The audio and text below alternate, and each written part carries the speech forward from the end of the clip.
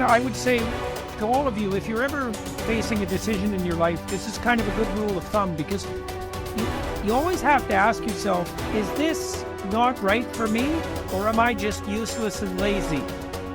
And looking for an easy way out, right? Because some people are more prone to that than others. If you're not very conscientious, for example, you're going to be more prone to that sort of thing. But it's good to keep yourself in check. And so maybe you're not doing very well in your job, and you think, well, I should either do a better job at my job, or maybe I should find a new job. And it's hard to do better at your job. And so then you might wonder if your decision to find a new job is just an escape. Do you have a better plan? And if the answer is no, well, that's not a very good plan. But if the rule is you'll only escape to something equally or more difficult, or more challenging, let's say, then kind of check yourself against your own temptation. You will never win at the highest level until you can hold two competing ideas in your head. And here are the two ideas. Idea number one, this is going to take me 10 years. Idea number two, I'm going to make it happen today. And I'm going to ask myself every day, why didn't it happen today? What thing did I not do? What skill set am I missing? What am I going to have to do? What's the next massive leap forward? But it's going to take 10 years and only actually going to happen for me if I'm going all out every day, like it has to happen right now. I and other successful people wake up every day doing the same thing, fighting back against the distractions, the fears, the doubts. And we learn over time, we build into a habit to spend more time having control instead of more time being out of control. Every day is an opportunity for you to start taking control of your life. The first step. Don't be anxious. The second step. Concentrate on what you have to do. Fix your eyes on it. Remind yourself that your task is to be a good human being. Then do it without hesitation. There are few people who have decided within themselves, I've got what it takes to make it. They're not afraid about tomorrow because of how they see themselves, because of what they feel that they deserve, because of what they feel that they can create for themselves. Because these people have decided, as they look at the future, as they look at themselves, there's a way. Where there's a will, there's a way for me. You begin to create a way out of no way. And when you have that kind of consciousness, when you have that kind of spirit, nothing can stop you. Nothing.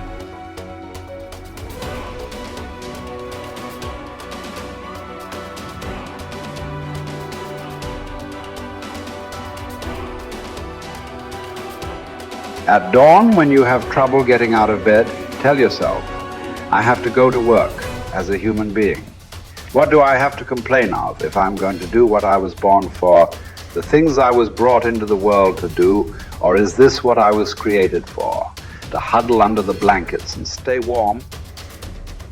So you were born to feel nice. Instead of doing things and experiencing them, don't you see the plants, the birds, the ants and spiders and bees going about their individual tasks, putting the world in order as best they can? And you're not willing to do your job as a human being? Why aren't you running to do what your nature demands? You don't love yourself enough, or you'd love your nature too and what it demands of you.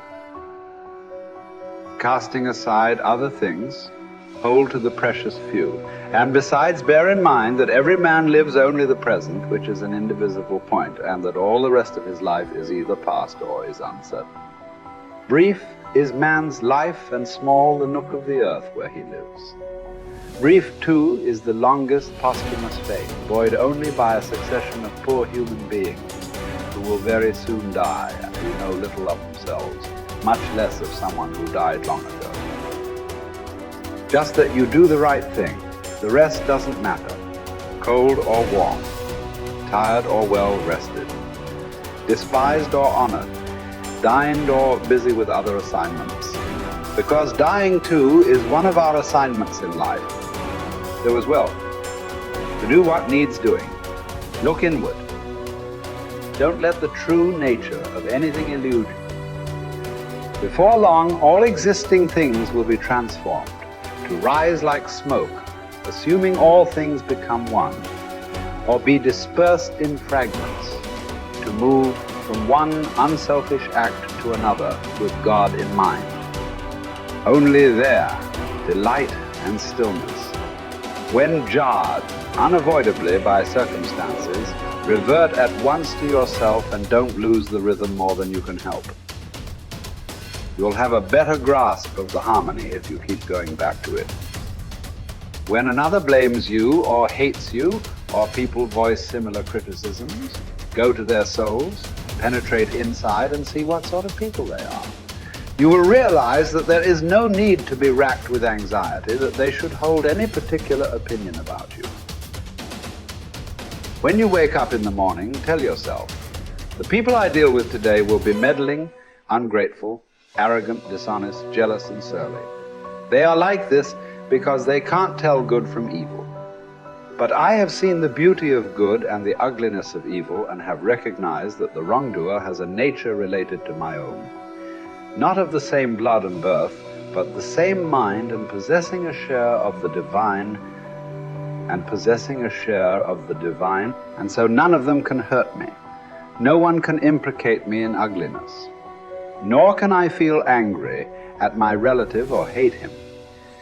We were born to work together like feet, hands, and eyes, like the two rows of teeth, upper and lower. To obstruct each other is unnatural. To feel anger at someone, to turn your back on him, these are unnatural. You want to begin to look out on your life and what you want for you. And I think that when we begin to focus in the area of what does it take for us to act, I think we can say events can inspire us to act, like that particular event in his life. Circumstances. A friend of mine, he wanted to do something and he just did not have the motivation and the drive and the confidence within himself. But his circumstances changed overnight through an acquisition of the company that he worked for. He lost his job. Through the inspiration of desperation, he had to act. See, life also are things that can inspire us to act. See, we don't have the courage, and that's what it takes, courage. It takes guts to do that which you know you need to do. If you don't have the courage to act, life many times will move on you and make you act. Life will whoop your butt so bad. You will be so miserable, you will catch so much hell, you say, yes, I will do it. What do you want me to do? Take me. A friend of mine said, I can't stop smoking. I can't stop smoking. Doctor said, Sam Axelrod, you have emphysema. Sam never picked up another cigarette and said, look at those stupid people smoking. Sam, you did it for 35 years. How can you talk about people? Well, I was different. I'm trying to help them. They don't have to do the same thing I did. But be compassionate, Sam. Isn't it interesting how quickly we forget? So I'm saying that look at something in your life. It might be just writing a letter to somebody to say thank you. It might be just to apologize to somebody. I had a confrontation in the Penobscot building with the security guard there. He responded to me what I perceived as a negative way, and he and I engaged in an argument. I did not like the way I handled that. I avoided going through the front door for a long time because I didn't want to face him. Finally, I decided to act, and I went up to him and said, I want to apologize to you for the way in which I handled this argument we had the other day. I was wrong. I hope you accept my apology. He said, I do. And I said, thank you very much. I felt relieved. Now, when you decide to act, it's not always going to be like that. A friend of mine did some work for me. It was below par, to say the least. I knew that this guy was capable of doing better work. I knew that he also had a fragile ego. So I was trying to think of what is the most sensitive way in which I can share this information with him. Because I wanted him to do my work over. I was going to pay him for what he did, but I needed my work done right. But I was afraid that I would hurt his feelings. I was very, very meticulous in how I approached him. And I said, let me share this with you. You know I care about you, and that you're a very talented and gifted person. And you and I both know that what you have given me is not a true reflection of your talents and abilities. And I'm saying, let's go back in the studio and do this again. And he said to me, I'm going to forget you ever said that. I was wiped out. He never spoke to me again. Now, when you decide to act, you're going to have some people like that. We're no longer friends. I lost sleep over that, ladies and gentlemen. I said, I can't believe that. I remember sitting up one night looking at the phone. I said, I gotta call him. He said, no. And I said, no, forget that. I called, man, look here, we've been knowing each other for too long to allow this to come between us. He said, don't call me anymore, and hung up. And then I wanted to think about what can I do to make it up to him? And then something came to me, Les, what do you have to prove? See, many things we don't do is because of the fact we want people to like us. There's some necessary losses in life. When you decide acting in your best interest, you're going to lose some friends. Everybody's not going to approve of you. There's some people that won't like you. Who do you think you are? You're arrogant. What do you think you can do? You think you can get away with that? You're selfish. Thanks, I got that. It's my life. And so what I'm saying to you is that as you begin to look out on your life, this is challenging. This is not easy acting. So what are the things that we can begin to do to harness our will? Number one, you've got to bring it out and look at it. You've got to take the power out of it. You've got to expose it to the truth. And the truth is that it has no power over you. So write down something you want to act on, but for some reason that you've been holding back, and look at it. The next thing is, ask yourself the question, is it helping you to continue to put it off? If it's an asset for you to continue to procrastinate, then continue to do that. But if it's a liability for you, if it's causing you some mental and some emotional challenges, or perhaps a financial problem, look at that. Examine that for what it is.